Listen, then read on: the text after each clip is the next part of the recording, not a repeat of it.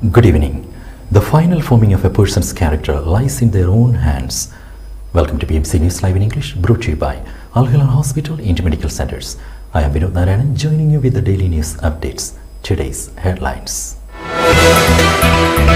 Bahrain and Qatar decided to restore diplomatic relations. Social Insurance Organization urged to provide necessary documents to add previous periods required. Second edition of Manama Gold Festival launched. UAE outlined mandatory jobs to register employees under wage protection system. Powerful cyclone Ilsa hit Western Australia. News in detail. Bahrain and Qatar decided to restore diplomatic relations.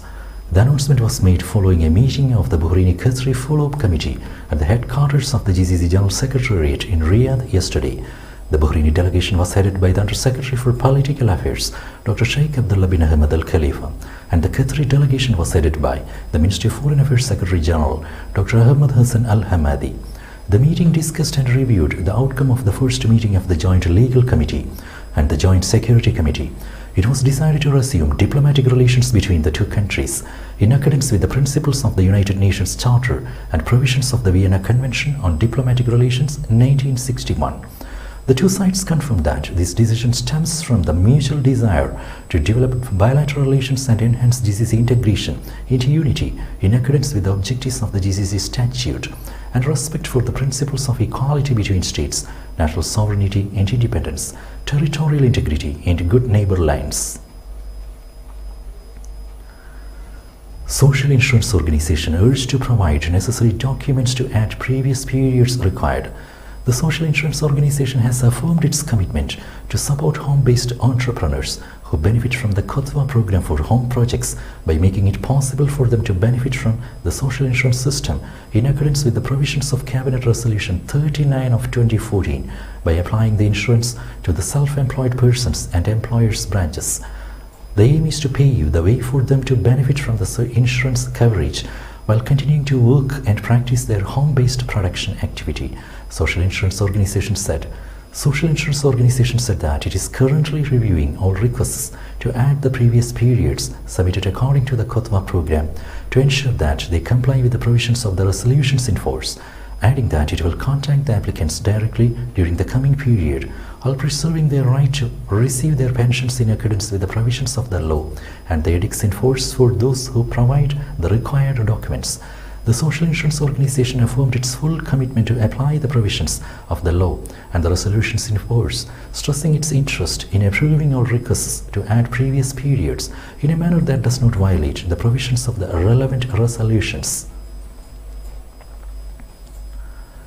Government hospitals and Nasser Vocational Training Center announced cooperation. Government hospitals and the Nasser Vocational Training Center launched a new partnership to enhance cooperation. Government Hospital CEO Dr. Ahmed Mohammad Al Ansari and NVTC CEO Dr. Abdullah Nasser Al Niemi were present.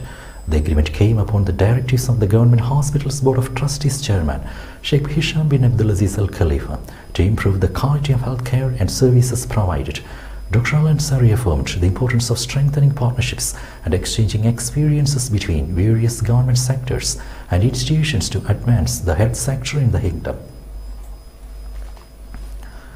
Jafari Endowments Chairman opened mosque.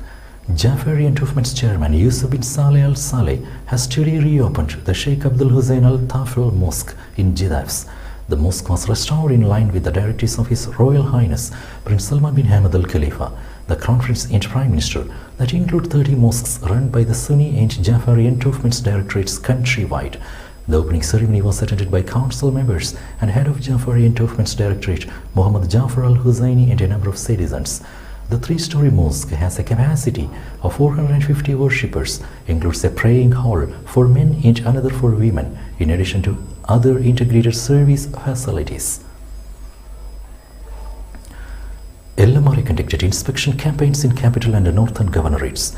The Labour Market Regulatory Authority conducted 2 joint inspection campaigns in the capital and the northern governorates on a number of shops and work sites. The campaigns resulted in reporting violations related to the labour market and residency laws. The cases were referred for legal action. The authority noted that a joint inspection campaign was conducted in the Northern Governorate in coordination with the Nationality, Passports and Residence Affairs and the Governorate's respective police directorate. The other inspection campaign was undertaken in the Capital Governorate in coordination with the General Directorate of Crime Detection and Forensic Evidence of the Ministry of Interior. Second edition of Manama Gold Festival launched. The second edition of the iconic Manama Gold Festival 2023 was launched last night with more than 300 gold and jewelry outlets taking part.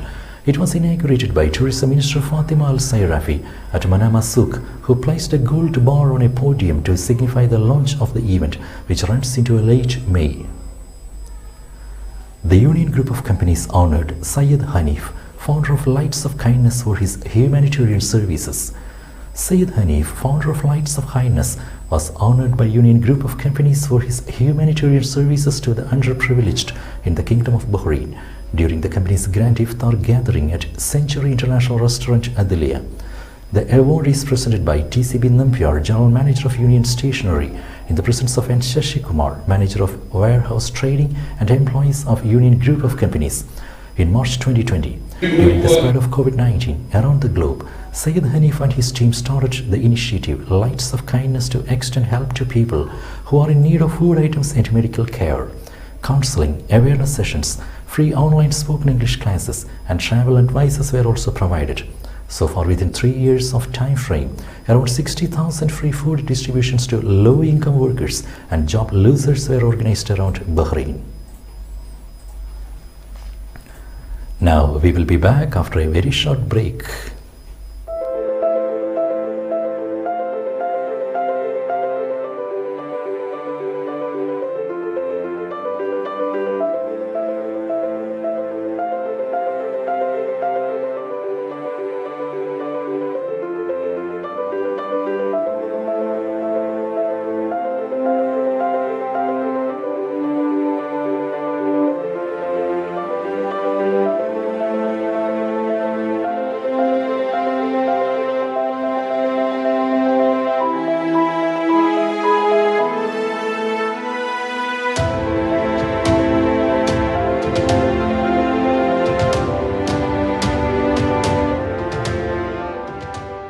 The 16th branch of Megamart and Macromart supermarkets in Bahrain has opened in Sahla.